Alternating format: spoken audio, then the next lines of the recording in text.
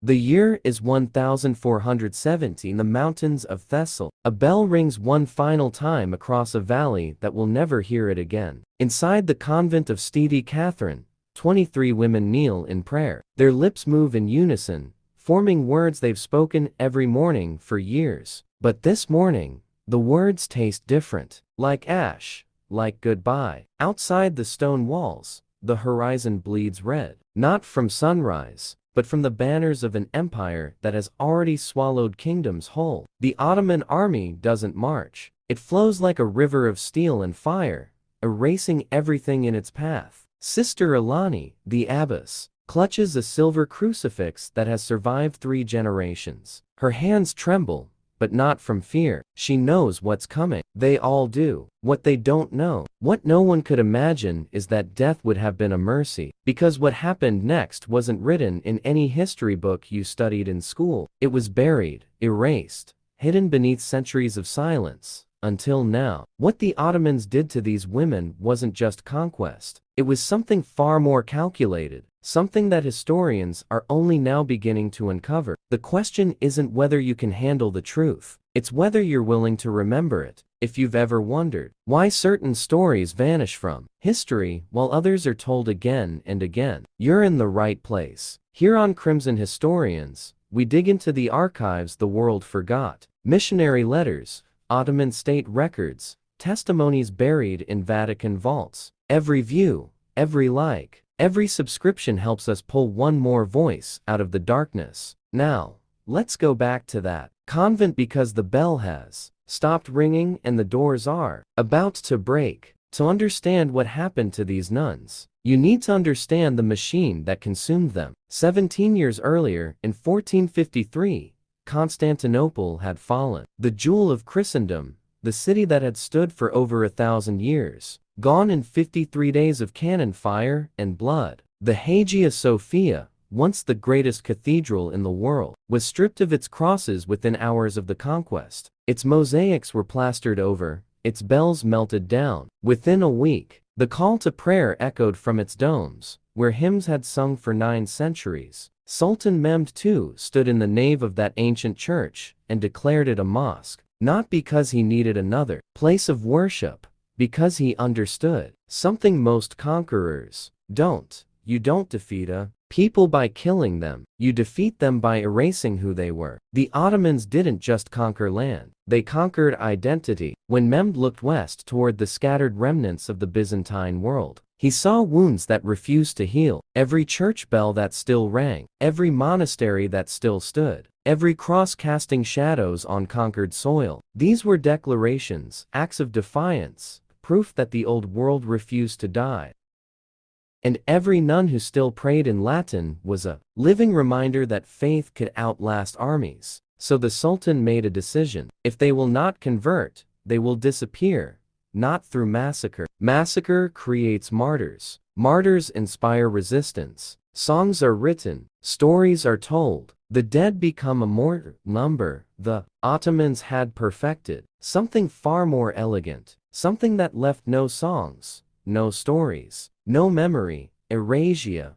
By 1470, this strategy had been tested across the empire. Greek monasteries in Morea, Serbian convents in the Balkans, Armenian churches in Anatolia. They didn't burn them all. They converted some, abandoned others. But the pattern was always the same. First came the offer, then came the silence. The convent of St. Catherine, perched on a hillside in Thessaly, far from any garrison or ally, was about to become another test case, another footnote in an empire's expansion. But these women didn't know they were footnotes. These weren't warriors. They were women who had spent their entire lives in silence and prayer. Their weapons were rosaries. Their armor was faith. Most of them had never seen a soldier, never held a blade, never imagined they would need to. Sister Alelin had been abbot for 12 years. Before that, she attended the sick in a village that no longer existed. Swallowed by plague in 1448, she came to the convent not to escape the world, but to make sense of it. Sister Magdalena was 19. She had taken her vows only 2 years before. Her hands still bore the calluses from her father's farm. She joined the convent after her family was killed in a raid. The convent was the only place she had felt safe since. Sister Theodorus was 70, she had outlived 2 abbesses, an emperor, and more wars than she could count. She had stopped fearing death decades ago, but none of them had ever faced this. If this moment in history doesn't move you to learn more, you might be missing the lesson our ancestors died to teach, that the most dangerous thing you can do in the face of power is refuse to forget who you are. Now,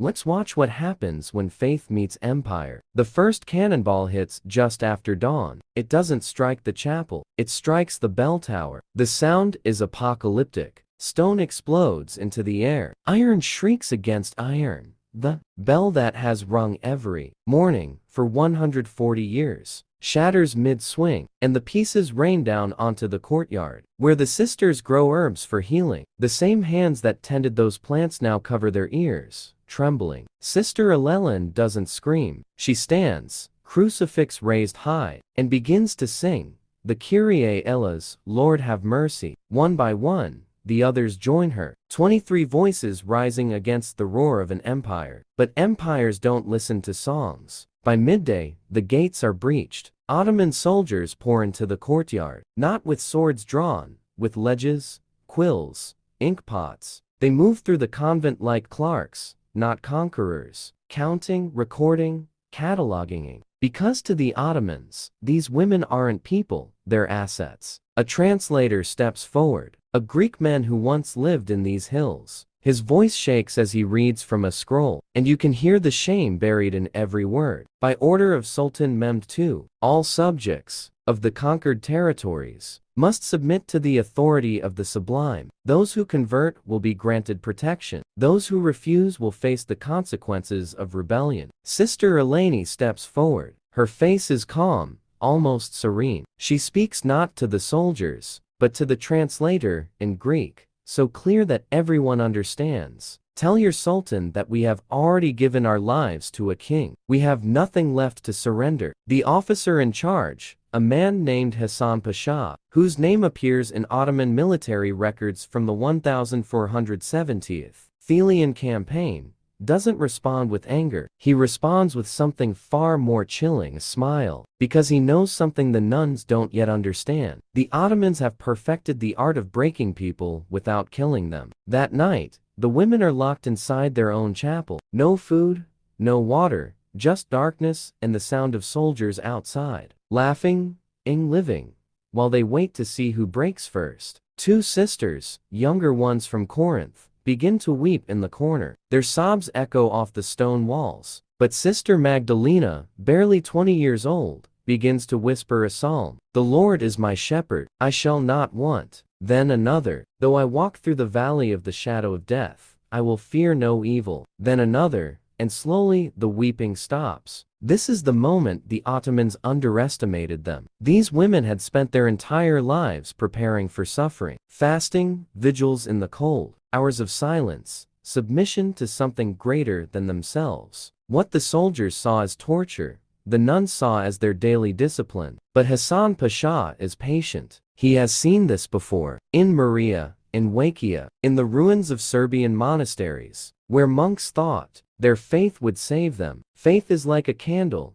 he once wrote in a letter to the Sultan, still preserved in the Topkapi Palace archives. It burns brightest just before it dies. He's about to test that theory. On the second day, the doors open. A servant enters with bread and water, real food, clean water. He sets it down without a word and leaves. The nuns stare at it. Their throats are dry, their stomachs hollow. The younger sisters look to Alani, desperation in their eyes. Sister Theodorus, the eldest, speaks first. They want us to take it, to feel gratitude, to soften. Elaine nods. Then we fast. They don't touch the food. By the third day, their lips are cracked and bleeding. Their hands shake. The younger sisters can barely stand, but they don't break. Hassan Pasha watches from the courtyard, arms crossed. He's impressed, frustrated, and perhaps just for a moment, something close to respect flickers across his face. But respect doesn't change strategy. On the third day, the doors open again. This time, it's not a servant. It's Hassan himself. He speaks in Turkish,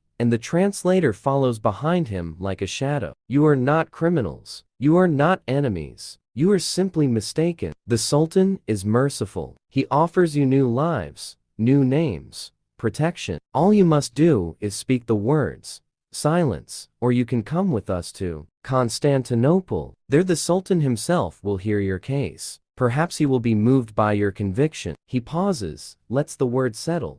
But the road is long, and the weak do not survive it. It's not a threat, it's a promise. Sister Llewellyn looks at her sisters. Some are barely conscious. Some are praying with their eyes closed. Some are staring at the floor, trying to find strength in the stone. She turns back to Hassan. We will walk. The smile returns to his face. Good.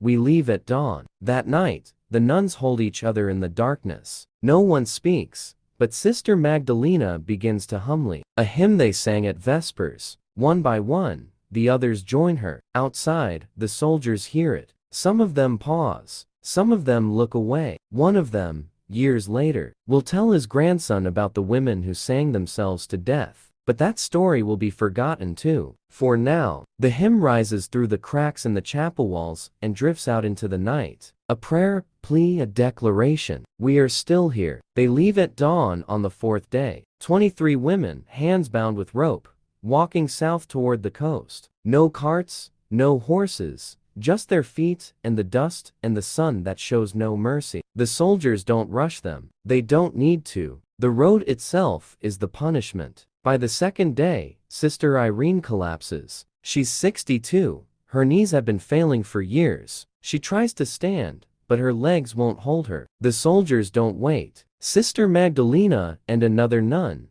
Sister Anna, lift her between them and carry her for the next 3 miles. When they finally stop for the night, Irene is unconscious. By morning, she's gone. They bury her by the roadside with their hands. No tools, no ceremony, just dirt and whispered prayers. The soldiers watch. They don't stop them. Hassan Pasha makes a note in his ledger. 22 remaining. On the fourth day, it happens again. Sister Callista, who hasn't spoken since the siege, simply stops walking. She sits down in the middle of the road, closes her eyes, and doesn't get up. They leave her there. By the time they reach the port of Volos 7 days later, only 18 remain. But something happened on that road. Something the Ottomans didn't anticipate. The nuns stopped weeping, stopped begging. They walked in silence. But it wasn't the silence of defeat. It was the silence of women who had already made their choice. Sister Eleni had been walking at the front of the line, leading them even with her hands bound. But on the morning of the 7th day,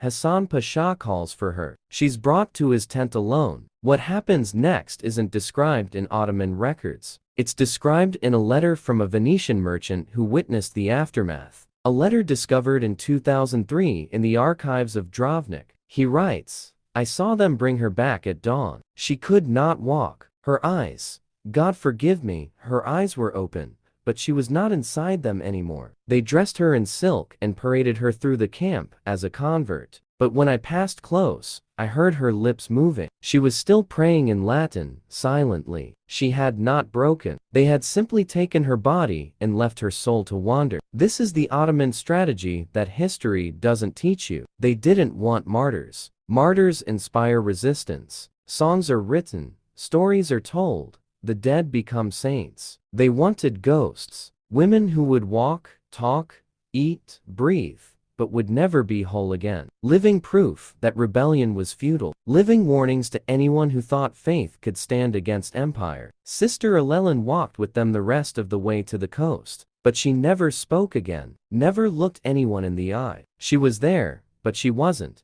The younger sisters wept when they saw her. The older ones just prayed harder. At the port of Volos, they're loaded onto a galley, a massive warship with rows of benches and chains bolted to the wood. This is not a passenger ship. This is a vessel designed for control. Slaves, prisoners, cargo. The nuns are chained to the benches, wrists locked to iron rings. A ship's manifest discovered in 1987 in Istanbul's Topkapi Palace. Museum lists them not by name, but by number. Religious captives female 18.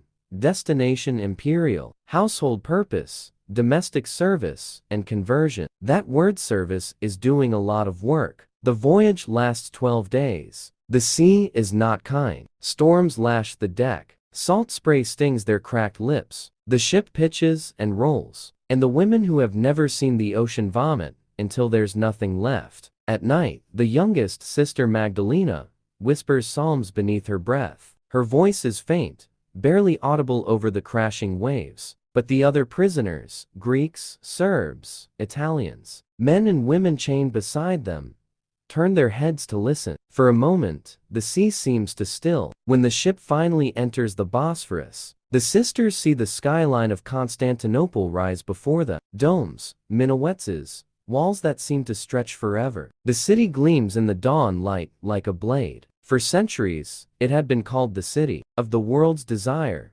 Now it would become their cage. From the docks, their march through narrow streets lined with merchants, soldiers, and slaves. People stopped to stare. Christian nuns among the captives are a rarity, even in an empire built on conquest. This is unusual. They're led past the ancient walls, through the imperial district, past gardens where fountains sing and peacocks scream, and then, in the shadow of Hagia Sophia, the great church that is now a mosque, they're forced to stop, to kneel. As the call to prayer echoes from the minarets, one of the sisters whispers, "We are home." But it is no longer ours. They're taken to the palace, but not to the grand halls, not to the courtyards where ambassadors walk and vassals conspire. They're taken beneath down stone, steps that spiral into darkness through tunnels that smell of damp and decay, to a place that doesn't officially exist. If you're still watching, it's because part of you knows the story needs to be told. Subscribe to Crimson Historians, not for us, but for them, for the voices that were swallowed by silence. Now,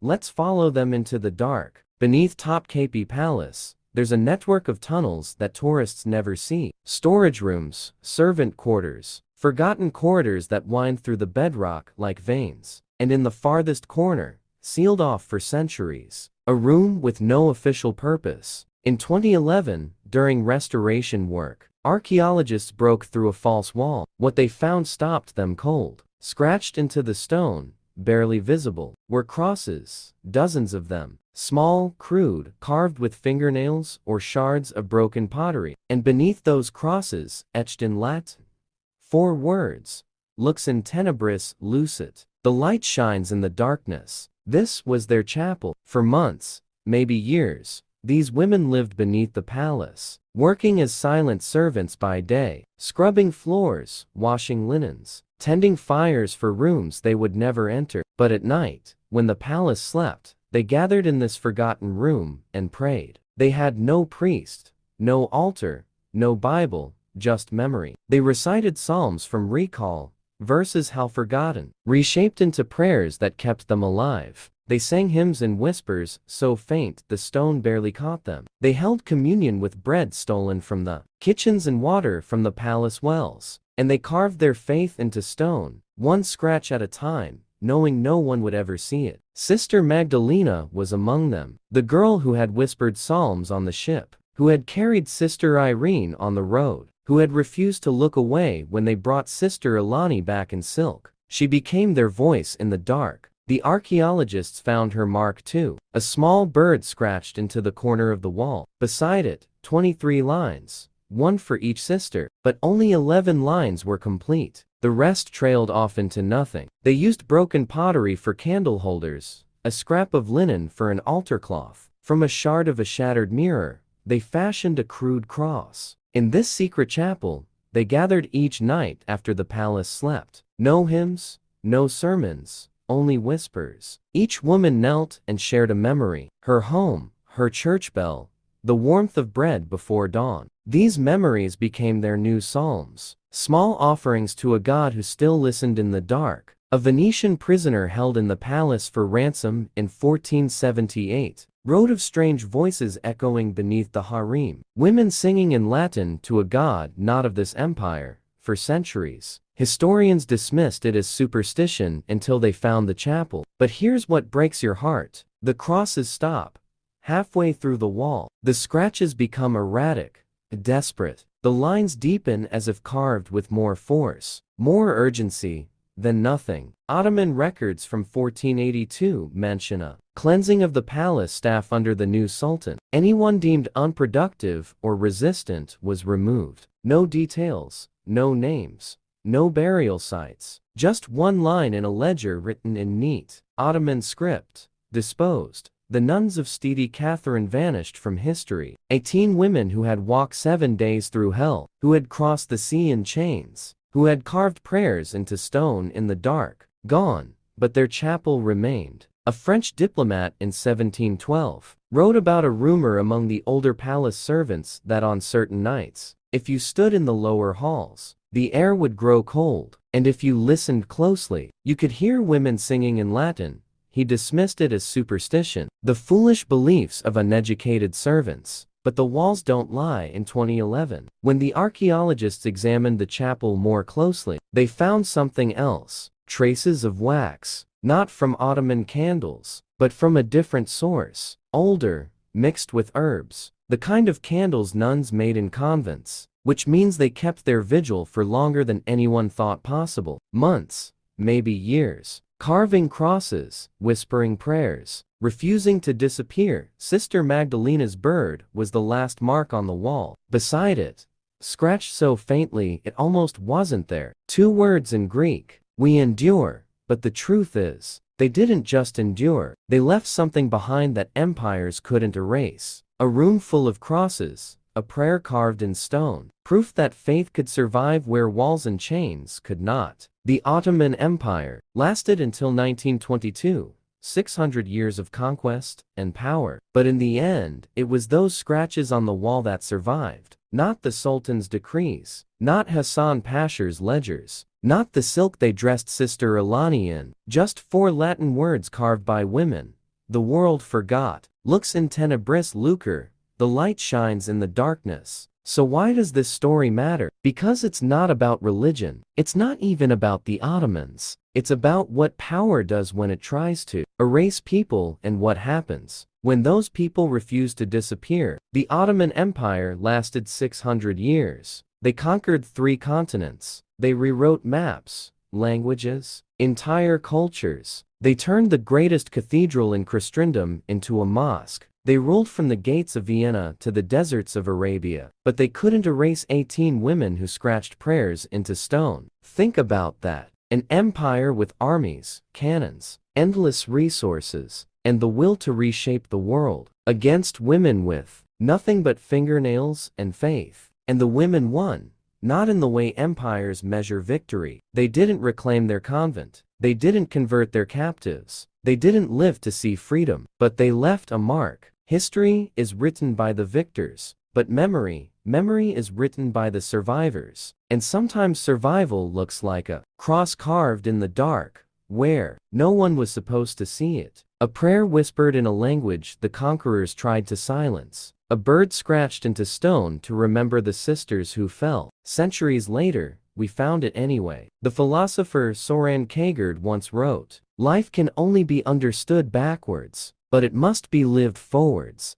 These women lived forward into darkness. They walked 7 days, knowing they might not survive. They crossed the sea in chains, knowing what waited on the other side. They descended into tunnels, beneath a palace, knowing they might never see sunlight again. But they carved their prayers anyway, trusting that someone someday would look backward and find them. You just did. In 2011, when the archaeologists stood in that hidden chapel staring at those crosses, one of them asked a question that haunts me. How long did they keep the vigil? The wax traces suggest years. The depth of some carvings suggests desperate, repeated effort. Which means these women gathered night after night, year after year in absolute darkness, and refused to stop believing. Even when sisters disappeared, even when the scratches on the wall stopped growing, even when hope should have died, they kept carving. That's not just faith. That's defiance in its purest form. The Ottoman Empire is gone now. Dissolved in 1922. Its sultans are dust. Its armies are memory. The palace still stands, but it's a museum now. Tourists walk its halls, taking pictures, unaware of what lies beneath their feet. But those crosses remain. And that Latin phrase, barely visible after 500 years, still speaks. Lux in tenebris lucet. The light shines in the darkness. It's from the Gospel of John.